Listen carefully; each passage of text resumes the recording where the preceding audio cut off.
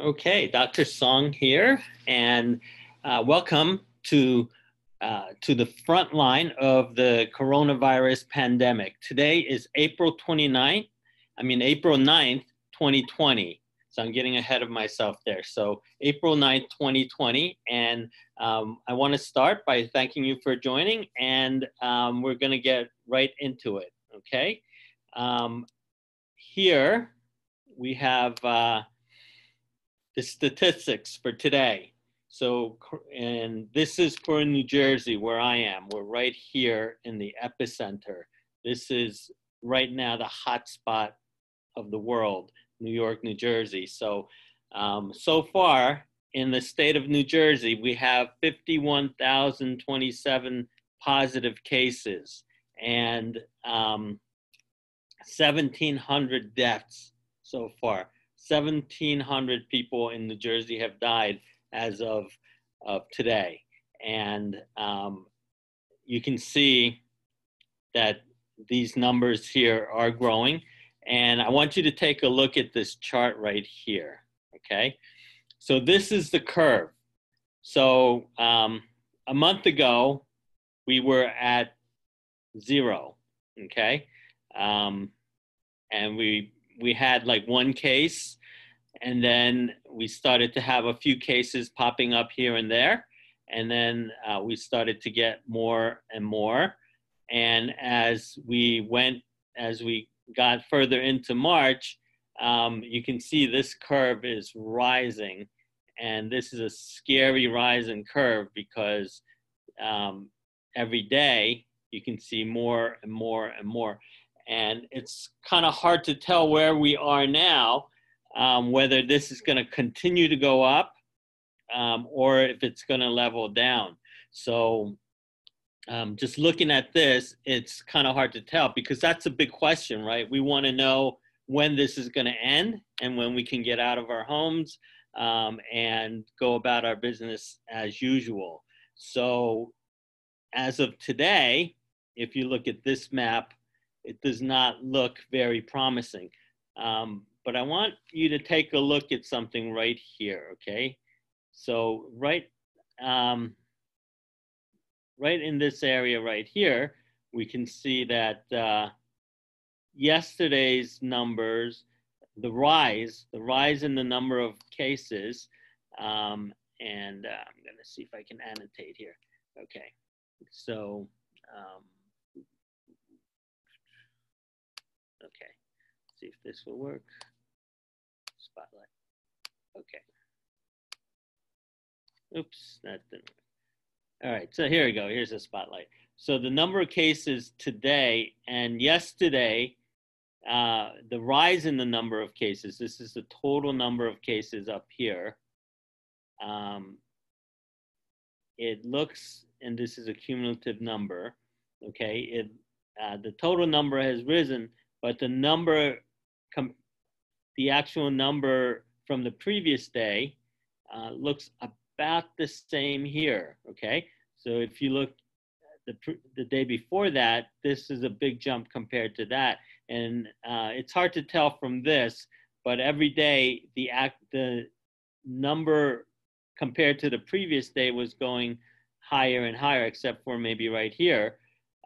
But it looks like it might be leveling off here because the number yesterday and today seem very close. But this is very hard to tell at this point. But I do have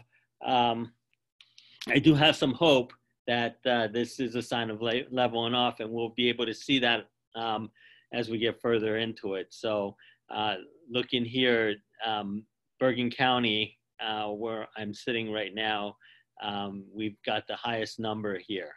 Okay, so let's take a look at the country, the rest of the country. So the dark blue is where we have the biggest number of cases, okay? So again, right here, New York, New Jersey area, Connecticut, we've all been hit very hard. We've got a lot of cases here. Washington, where we first started in the United States, it's still very dark blue, but it does we have had reports that the number of new cases in Washington has started to level off. Okay, so they were a little bit ahead of us in terms of the start of this. And so that's another reason that we're hopeful that the number of the new cases in our area are leveling off. Okay, so now this is where this looks really promising. Okay, so if you look at this graph, this is all of United States. Okay, so when you're looking at the areas like here in Bergen County, New Jersey, the numbers, it's hard to tell that it's leveling off. But if you look at this graph of the whole country, you can see that it looks like we're reaching the top of the curve. Okay, so it looks like we had a little dip and then a rise, but it didn't go back up as high as it did. So why is that happening? What is going on here? Okay, so the number of new cases, it looks like it's leveling off because this is a result of the social distancing that we're doing. Okay, all this quarantining and stay at home. I know that it's very annoying for a lot of people, especially for those of you here in the middle of the country where you don't really have any significant number of cases. And I'm still, talking to some people in these parts of the country, and they're reporting that, yeah, we got a couple of cases in our town, but I don't really know anybody who has it. And that is exactly what we were saying here 2 weeks ago. Okay, so 2 weeks ago, we were hearing what was happening overseas, especially in Italy, where they had the highest number of coronavirus cases and highest number of coronavirus deaths were occurring in Italy, and that's where they were running out of ventilators, and the doctors there were telling me that they were having to make that choice of who they're going to take off the ventilator because they had to make a choice over who they're going to save and who they're not going to save. And trust me, that is not a decision that any doctor wants to have to make. Okay, so when we were hearing that, we were looking into our future. Okay, we were looking to about 10 days into our future, and as the number of cases in our area started to grow, the Governor Cuomo of New York, Governor Phil Murphy of New Jersey, decided to take some action and put some social distancing measure into place. Okay, and by the time they did it, the problem is that the virus was already in the community. Okay, but we are very, very grateful that they took these measures, because we are, at this point, we are not continuing to go up like they did in Italy. Okay, so if we stopped it, if we took the social distancing measures here when we had just 1 or 2 cases, we could have really isolated this and avoided having to have a statewide, nationwide stay in place scenario here where we all feel like we're prisoners in our own homes. But yeah, so here we go. This is what we wanted to avoid. Okay, so I think you're all familiar with this now. We have the capacity of the healthcare system. And basically at this point, what that means is how many beds in the hospital and how many ventilators we have. Because when this gets really bad, we run out of ventilators.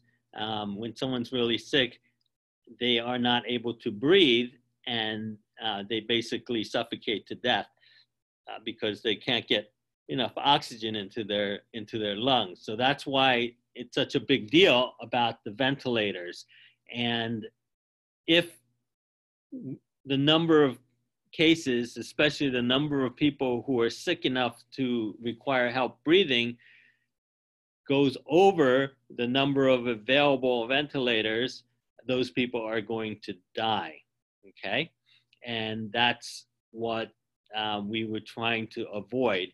And last week, Governor Cuomo was saying that we needed 30,000 ventilators in New York. And he was asking the president to please make that available, because if you looked at this trajectory of new cases forming, this is where we were headed.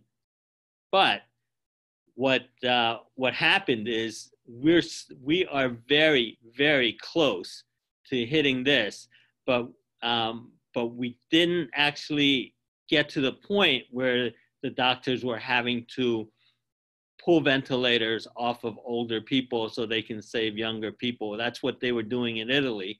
And we were able to avoid this, and and this was what we're trying to do. And I'm going to just draw a picture here. And this is what we actually did, okay? So we are now kind of here, okay? We were able to avoid this, but we've just hit that capacity. I mean, we've surpassed the capacity of ventilators that we have available. But fortunately, we were able to get more ventilators sent to us, okay? The federal government made some ventilators available to New York and New Jersey. So even though we exceeded the capacity that was present, because of the help that we got, we were able to still keep those people on the ventilators to keep them alive until they can recover from this. So we have people now on ventilators for 2 weeks now, and we're finally starting to see some people coming off of the ventilators. Trust me, folks, that's not where you want to get. Okay, you don't want to be on a ventilator because your chances of surviving the coronavirus goes down substantially when you get that sick. Okay, so that's what we're doing with flattening the curve. And okay, so let's see. Okay. So let's look at this. Let's look at this here, okay? So this illustration is illustrating just a population of people. And if you look over here, the color coding, these are normal, healthy people, okay? So the green, if it turns green, that means they're people that are infected, but don't have any symptoms, okay? And the red, it means that the person is infected and they're coughing and they're showing signs of sickness. And the black color represents the people who have died from this, okay? So let's take a look at what happens, and okay. So now, when you have one person that shows up sick, okay? Let's do this annotating again. All right, so here's a red, and that's a sick person right here, okay? We can see that person, we can see that this is how we see the virus right now. We see somebody who's coughing and having symptoms. So this is a red alert. When you have somebody that's sick and showing symptoms of the virus, ideally what we want to do is we want to test them to confirm that they have the virus. And then immediately, before the test results even come back, we want to wall off everybody they've been in contact with, okay? So by doing that, you're going to prevent everyone else from getting infected, because all these people in the light green, they've been in contact with the person here that's showing symptoms. And although these people are asymptomatic, that means they are not showing any signs of being sick. They're spreading. They're the ones that are spreading it, because people are going to stay away from this person in red because they're showing symptoms, they're coughing, they're sick, and nobody wants to go near them. But these people, they may be family members or coworkers. These are the ones that are going to go out into the community and infect other people, okay? So what we want to do, as soon as someone starts showing symptoms, isolate everybody that you can identify that's been in direct contact with them, okay? So that would have been, if we were able to do that in the beginning, when we had one person in Washington in the nursing home, and then we had the one person in Westchester that showed up with symptoms. If we just took aggressive measures and isolated everybody they've been in contact with, at the time it seemed like a drastic measure to do that, then we may have contained it. But you know, there are some other people that might have been around in the community that were not showing symptoms, and they may have been spreading it, but as soon as they started to show symptoms, we can isolate them too. So ideally, that's what we wanted to do, okay? And so let's go to the next slide here. So we were not able to do that. We kind of did a haphazard job of isolating them. We did put some quarantine measures in. We had an order to stop. The president issued an order early on to stop people from China from coming in unless they were American citizens. They were allowed back in. Okay, so that did stop. That probably did make a significant difference, because the newest information that's coming out now is that the DNA testing of the viruses of the coronavirus strain that's infecting everyone here in the United States actually came from Europe. Okay, what happens is the virus mutates. So as it mutates, it changes its characteristics, and then we can tell as it changes its characteristics, we can kind of identify the different strains of the virus. And the reason that we know that this virus did not come directly from China, or most of what's infecting us now, is because the strain of the virus is the strain that's found in Europe, not the one that's found in China.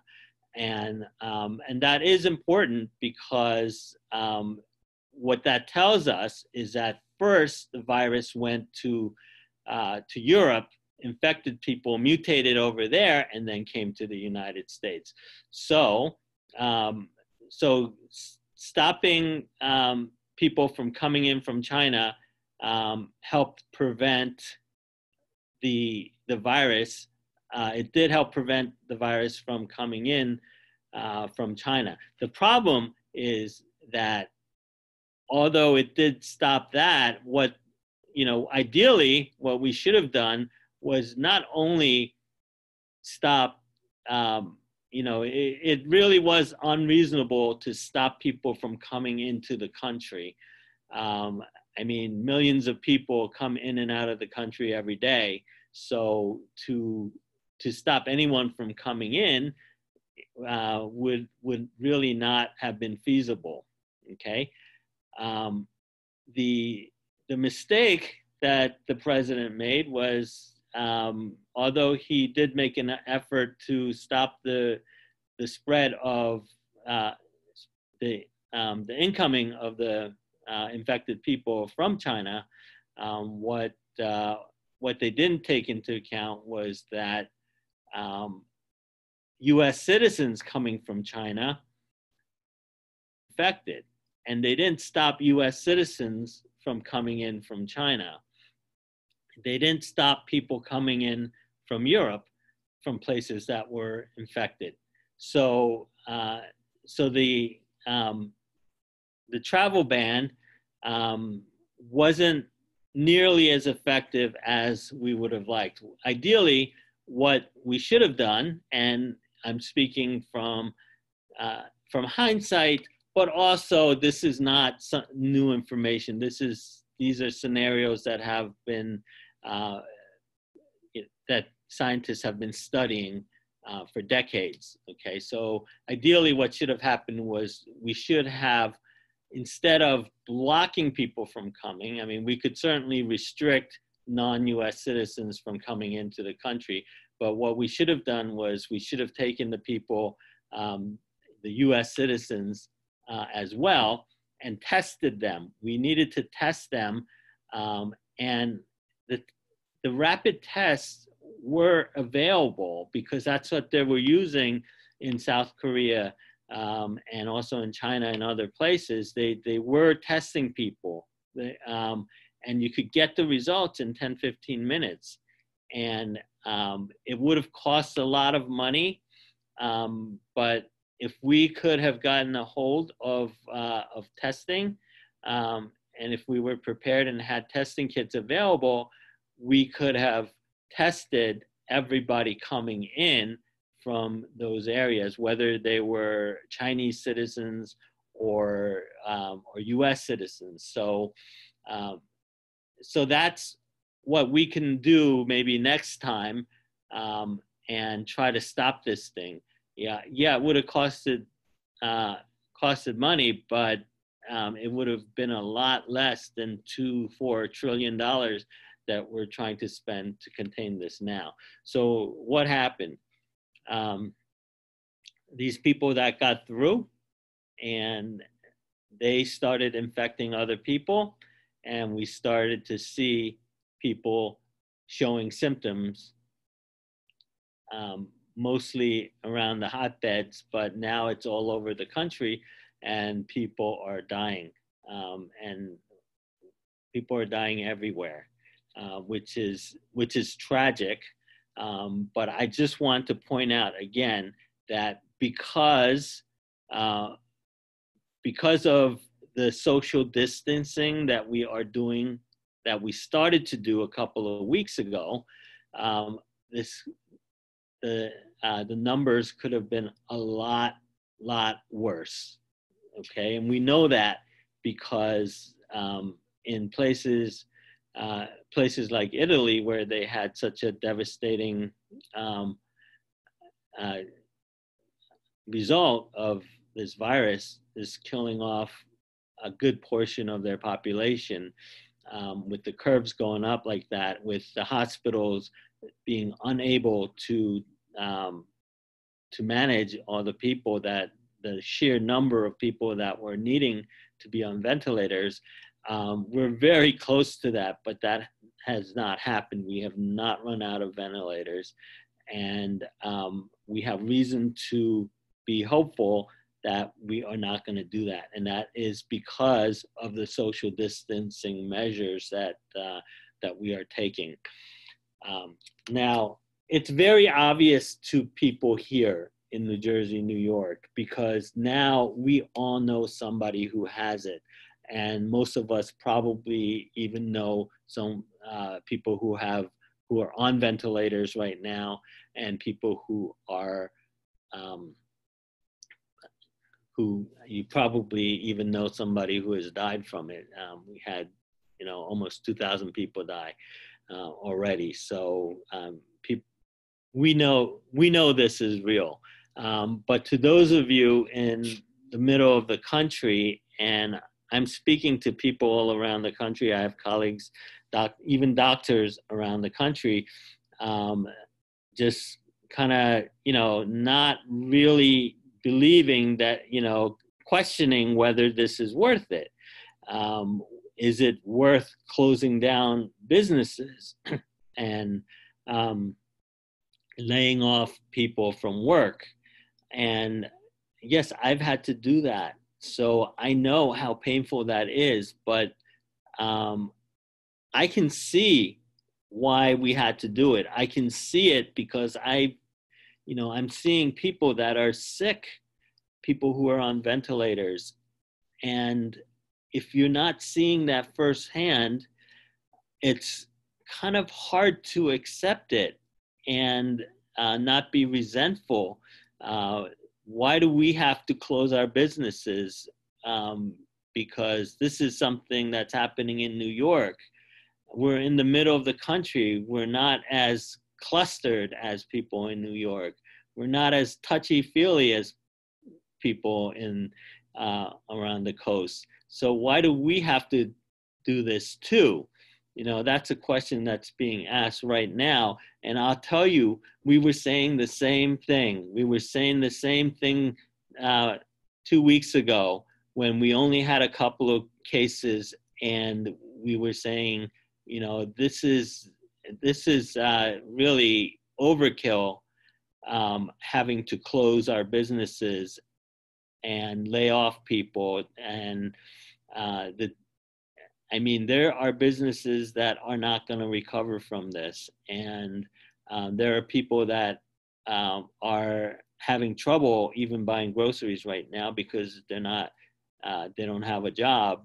There's unemployment available, but if you have a small business, if you're a business owner, you don't qualify. If you're self-employed, if you're a 1099 worker, you don't qualify for unemployment. So people are waiting and hoping to get an SBA loan, that kind of stuff. So my appeal to you guys out in the middle of the country is, you know what? Hopefully, I pray that, a month from now, when the isolation and the social distancing and stay-at-home orders are all lifted, I'm hoping that you guys are going to say, why did we have to do that? Why nothing happened? Nobody got sick. There was only a handful of cases, and we lost a lot of money by doing that. I would much rather have you say that than have you say, a month from now, have you say what we're saying now is, why didn't we listen? Why didn't we take this more seriously? Okay, so what you're doing now is working.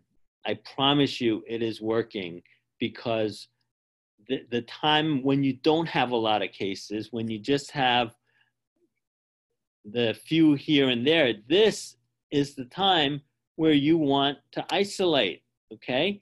If you isolate these people, if you isolate, okay? But how do you know, how do you know who to isolate? You can isolate these people because you have somebody who's symptomatic, okay? But these people are not showing any symptoms. How do you know, okay? How do you know who to isolate? Well, that's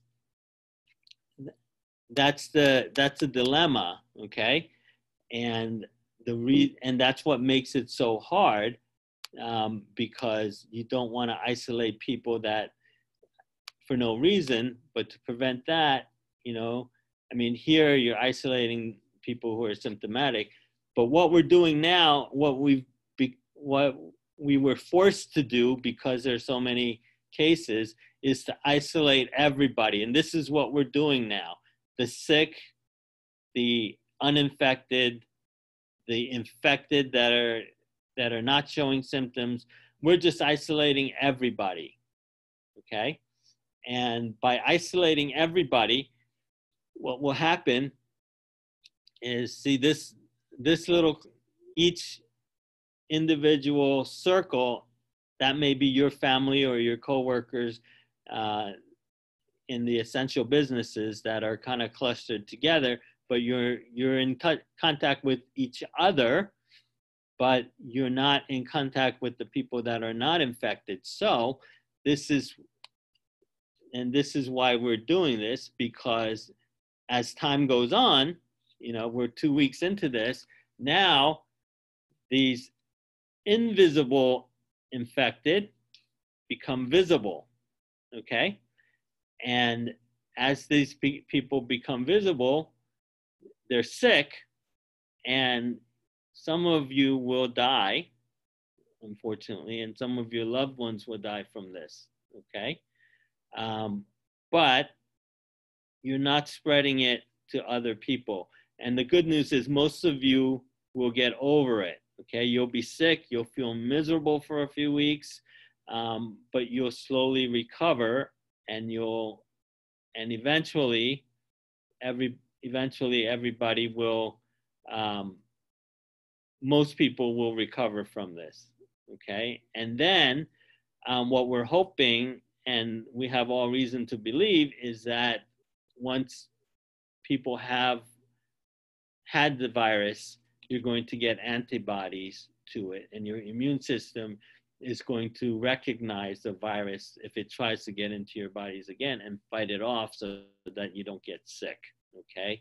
So that is a big thing that we're counting on, okay, for the antibodies, okay? So now, when people have antibodies, you hear about the herd immunity. And what happens with herd immunity is that if enough people in the population are immune to it, the virus, the people that are not immune to it are also protected, because it won't be able to jump from person to person, because if a sick person comes into this population, it's not going to spread everywhere from person to person, because the sick person has to come directly in contact with somebody who's never had it, or somebody who's never, who doesn't have antibodies. It won't infect somebody who has antibodies so that person can infect somebody else. That's what herd immunity is. And hopefully we'll have a vaccine so that people don't get infected, don't have to get infected to be immune to it, okay? But there's some promising things that are happening. We have some very promising results with taking the plasma from people who have recovered from it and using it to treat people who are sick from it, to use their antibodies to fight the virus. So those are some promising things that are on the horizon. The use of hydroxychloroquine and chloroquine, azithromycin. These are drugs that have shown very good promise in treating people who have this. And the controversy is that these drugs do have side effects, and potentially fatal side effects, especially if used in combination. So we want to have some more solid evidence before just putting everybody on it, okay? If you put everybody on it, you're going to have people dying and getting very sick from the medicine itself. But that's not to say that it's not a promising treatment. We just have to let the doctors make the decisions. And I'm pleading to the politicians to just stop using this to score political points, and just let the doctors treat the patients, and let the doctors be able to make their decision based on their clinical judgment. instead of being mandated to do it or not do it. Okay, so these are battles that are going on right now. So isolation, and we're finding now, just for about a week now, the big thing is to put on a mask, right? So now people are wearing masks whenever they go outside, and there's a couple reasons that we're being told to wear masks. Okay, first of all, the masks are going to protect you from infection. Okay, but not in the way that you think. The masks are going to protect you because the masks cover your face. The only way for the virus to enter your body is through your mouth or your nose or your eyes, possibly your eyes. Okay, so if you touch a contaminated surface, or if somebody if somebody spits in your hand, okay, you're not infected yet. You can just wash it off. You can wash your hands, and that's why we want you to wash your hands. Keep washing your hands whenever you touch something and you've been outside. Just wash your hands, and that's what you've been told from the beginning, right? So wash your hands, so you can just wash that virus right off of you before it infects you, before you touch your mouth or your nose. So what the mask will do is, because we've all seen those videos, people, as they're telling you not to touch your face, they're touching your face. Okay, so if you're outside and you're wearing a mask, you touch a contaminated surface, you unconsciously, your hand goes to your face, and your mask is going to block it so that the virus does not go in your mouth or your nose. Okay, so that is how it's going to protect the normal person going out in public, and that's why you're being told to wear a mask. Now, if you're a first responder or working in the front line, that's a different story. You're constantly in contact with people who are spewing out this virus. They're coughing it into the air. Okay, and if you're close to the person when they cough, you can breathe it in through the air. Okay, and that's where the difference between just a regular mask or a handkerchief versus the N95 mask. Okay, the N95 masks are going to form a tight seal. So the N95 masks are going to form a tight seal. Okay, so that it's not going. The air that you're breathing is going to have to go through the filter, and the filters are going to filter out even the tiny particles of virus that can get through. With these masks, first of all, the bigger particles can get through, so they might not be as protective. But more importantly, you're not getting that tight seal, so the virus can kind of go in around the sides, under and over. Okay, so that's why these masks and N95 masks are needed for healthcare workers. Okay, for first responders are going to need this, because these are useless if you're in prolonged contact, constant contact with sick people. So please do not, if you have these masks, the N95 masks, don't hoard them. Donate it to the hospital or something, and get these, or wear a bandana or something to cover your face. Because also, besides protecting yourself, if you're walking around with the infection and you don't know it, if you're asymptomatic, you can be spreading it.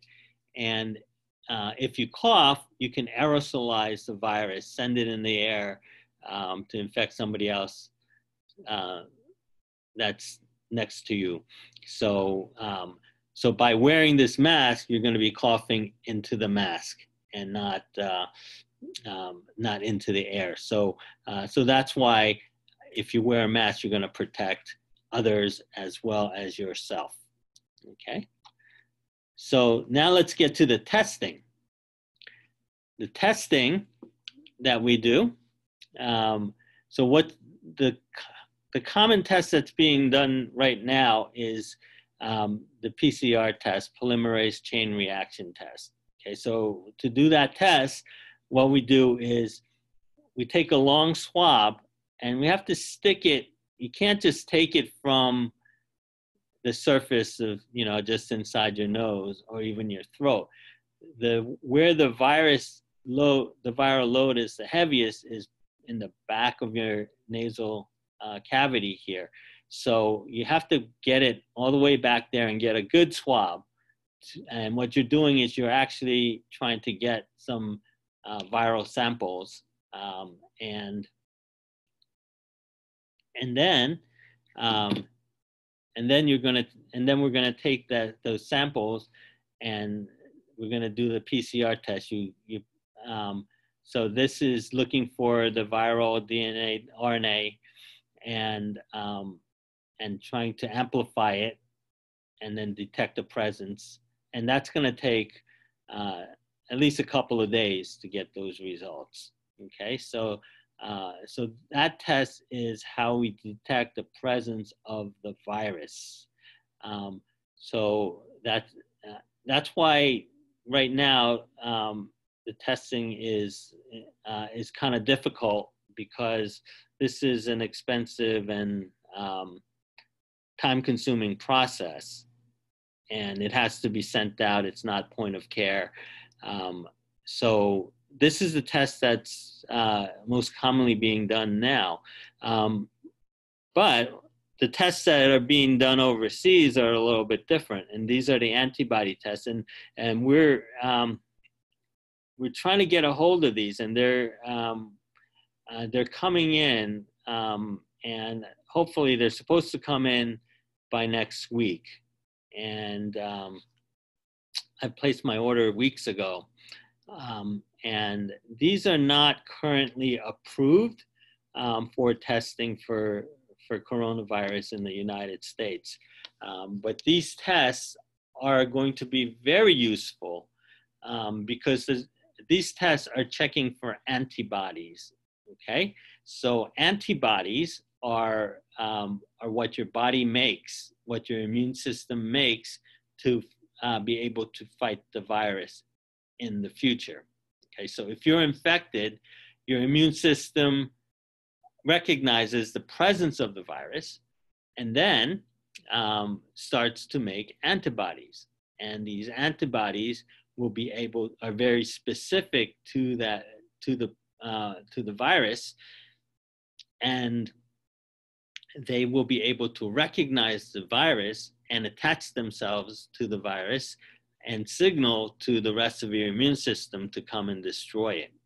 Okay, so this is an example of a antibody test.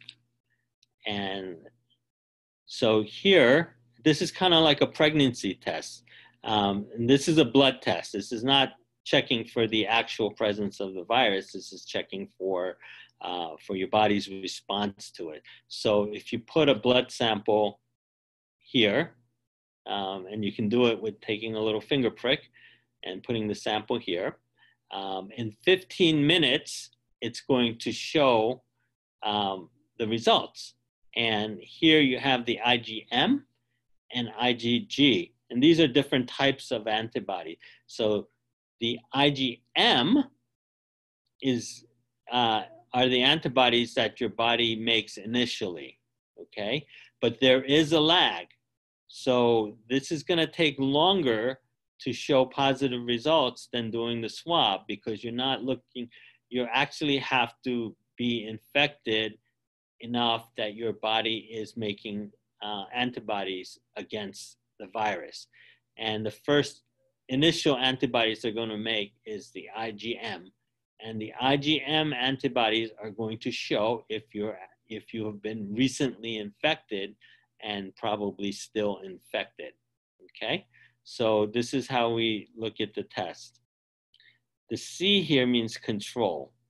Okay, so this is always gonna, if the test is good, these are always going to come out positive, red here. You're always gonna get those lines. If you don't get those lines, that means the kit is no good. Okay, so here you see on the T, there is no line here on the IgM. So that means that either the patient is not infected or they were infected, but they're no longer making IgM antibodies, so they're probably recovered from it. Okay, and here is where we're going to see the biggest value. Okay, this is the IgG. The IgG tells us if somebody has been previously infected. And if the first you're going to get the IgM, and if their IgM is positive and the IgG is negative, if this was reversed, this line was here and not here, that would mean, actually, let me show you a better picture. Okay, here we go. So this is the control. You always want the control to be positive, okay? So you have IgM and IgG. They're both positive. The T stands for test, C stands for control. So if both the IgM and IgG tests are positive, then that person was recently infected and is probably sick right now, okay? This actually should be reversed. If the IgM is positive, but there's no IgG yet, that means the patient was recently infected and is making the active IgM antibodies to fight the sickness, but it's not making the IgG antibodies, which will be useful for recognizing that virus in the future. Okay, so this is somebody who is most likely recently infected. This is somebody who's sick and has been infected long enough to make some IgG as well. These people are still infectious. You want to keep them isolated. This is showing first the controls. Okay, we want to make sure the controls are positive, which they are, so that means the test kit is good. The IgM is negative. Okay, there's no IgM anymore. They've probably recovered from the illness because M is for the people who are actively sick and the body's still making these to fight off the virus. The IgG antibody is positive, which means you have these antibodies kind of patrolling the body, being able to recognize if the virus comes into your body again, there will be immediately, these IgG antibodies will immediately recognize the virus and fight it off before it replicates and makes you sick. So here,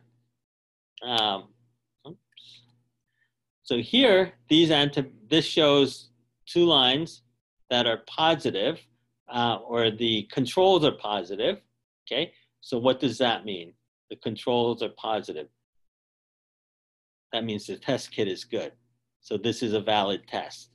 Okay. No IgM, no IgG. What does that mean? Well, that just means that this patient has never been exposed. Or it could mean that this person was very recently exposed and has not had a chance to make the IgG or IgM antibodies yet. So you have to be careful with this, okay? Because you can be a false negative, especially early on. If you're trying to test for somebody that was very recently exposed, then this is probably not the right test. You want to do the swab to find the actual virus, because this is just going to show the body's response to the virus. So finally, right here, okay, look at the C here, okay? There's nothing there. The IgM is positive. what does that mean? That means this test kit is is uh, is invalid. It's a defect. So you throw this away and you have to do it again because this is an invalid test because the control is not showing up. And if this, so that means either, this kit was like exposed to extreme temperatures or was a defect to begin with. So that's a way to kind of tell if the test was valid. So now these tests are not yet FDA cleared. Okay, that means the FDA has not officially cleared these tests to be used for these purposes. Abbott Labs has test kit that the FDA kind of cleared on an emergency basis, but it's not really available yet. But these kits are going to be available probably, hopefully next week. So even though they're not cleared by the FDA, so we do have to take it with a little grain of salt how we use these, but it's better than nothing. Okay, and what I'm going to do is I'm going to take these tests and test people that I know who have been infected and see what kind of results that they get versus people who were most likely not infected. And that'll help us have a little more confidence in the results. And, time is going to tell how valid these tests are, but these are being used overseas and very successfully. These test kits and similar to them are being used, and this is what they're using in South Korea, where they were able to very effectively stop or slow down the spread of this virus. So hopefully this will be a way to help people. So one of the things that we're thinking about that we can use this for is to determine, first of all, if somebody's been sick, to know that when their antibodies, when they have positive antibodies and no longer making IgM, then they may be able to go back to work. But they may still be shedding virus. So ideally, you want to get the swab test too to make sure you're not shedding virus. But this will be a pretty reasonable, it will be pretty confident that they're better and no longer spreading the virus. And also, this will be able to tell us the people who were exposed to it made the antibodies but never got sick. Okay, so these are the asymptomatic people. So if you have IgG antibodies, no IgM, if you show this, then this may be a way that we can clear people and let them go back to work, or go to work in or go to work where they may come in contact with it. It's not a guarantee because it's too early. We don't know for sure. We don't even know if having antibodies are going to protect you. But that's what we're counting on because that's how other viruses typically behave. But it's nothing's 100% sure now. So this is where we are right now, and hopefully we will have more answers. But we're certainly better than we were a couple of weeks ago in terms of having availability of testing and knowing where we are on the curve. Okay, so that is good news. And up until now, I have refused to make a prediction about when we might be able to open up restaurants and open up our businesses again. But my prediction, and this is actually not my personal prediction. This was pointed out to me by my colleague, Dr. Runnels. He pointed out that Disney World, their projected date for reopening is June 1st.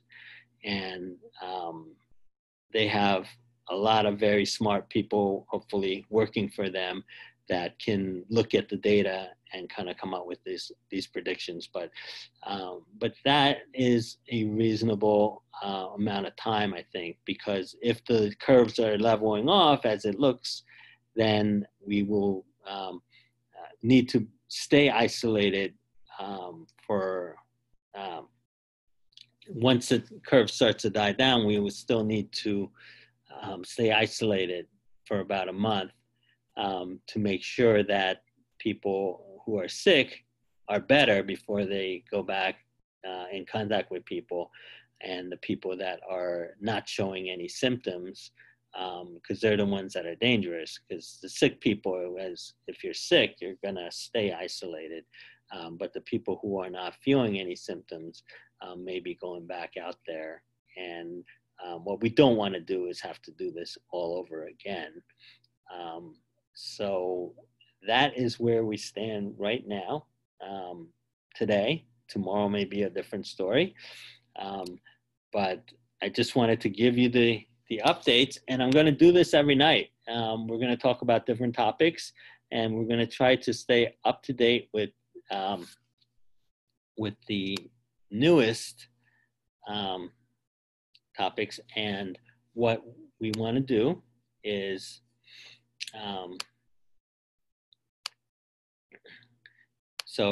let me just share my screen again. So if you're watching this off of Facebook, or you're watching a rebroadcast of it, what you can do is you can go to wipecovid.com, wipecovid.com. If you go to wipecovid.com, that's the page where I'll put the link so that you can come and join us on a live webcast, and then you'll be able to ask questions, interact with us.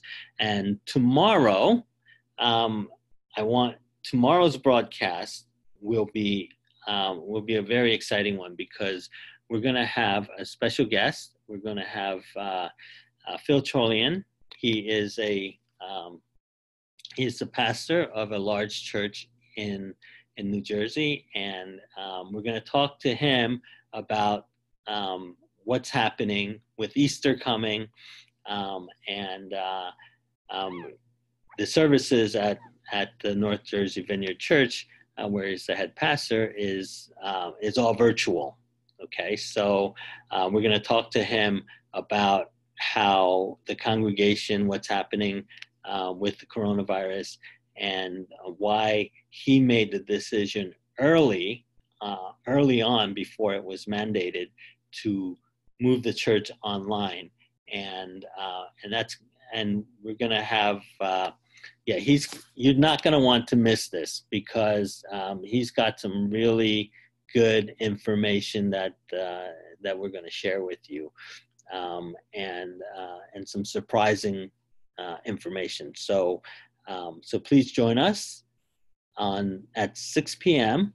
Go to wipecovid.com and click the link for the live Zoom broadcast, and you'll be able to interact and ask questions, and hopefully get a lot of good information out of it. So if you like this video, please like and share and subscribe and all that, because I'm going to keep doing this every day until this thing blows over. Okay, so have a great night. Stay safe. God bless you, and we'll see you tomorrow.